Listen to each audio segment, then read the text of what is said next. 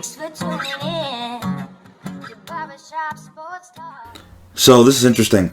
So when growing up in the same area as Joe Burrow, did you ever think he'd be this good? Like he'd be where he is right now? It was kind of hard to think of that, but we knew how good he was. We definitely do. He was Ohio Mr. Football, which is given to the best player in the state across all divisions. So Ohio High School has 7 divisions, one being the biggest, 7 being the smallest, and it's really competitive. We have tons and tons and tons of high schools, and Ohio high school football is, I would say, top 5 in the country for competitiveness and the athletes that we breed.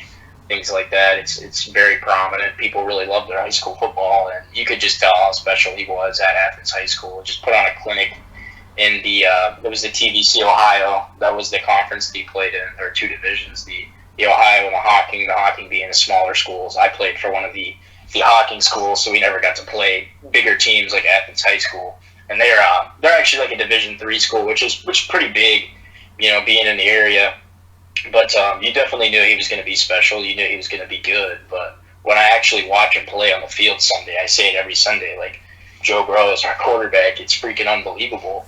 And it really is. But as far as the talent went, I don't think everyone ever denied that. He fought really hard. He practiced. He worked super hard. And he put himself in that position. He really wanted it. And it's definitely paid off for him, and it's starting to show.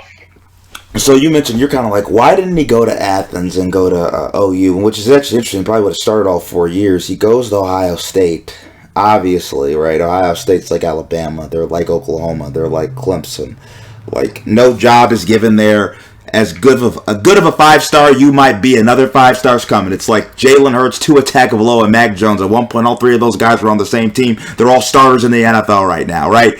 So he's going to that type of program. Did you ever think like, maybe it's not going to work out for Joe, or you kind of like, how are you kind of feeling about all that?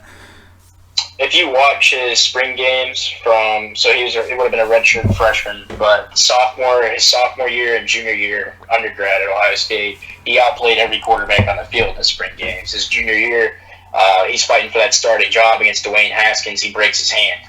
He's out for 8 weeks. That goes right to Haskins. If he doesn't break his hand, it would be very hard for me to believe he's not the starting quarterback that year, and I think Ohio State missed out on a huge opportunity because obviously LSU had all that talent on the field. You're seeing, Justin Jefferson, you got obviously Jamar Chase, you got all these amazing athletes that LSU had, but I think Ohio State, in terms of the athletes that they have, were just as good, and you put a quarterback like that around them, then it's hard to tell what would have happened. Maybe you're talking about Joe Burrow winning the Heisman at Ohio State, because he's the same quarterback, and he would have had 2 years under his belt, junior year, senior year.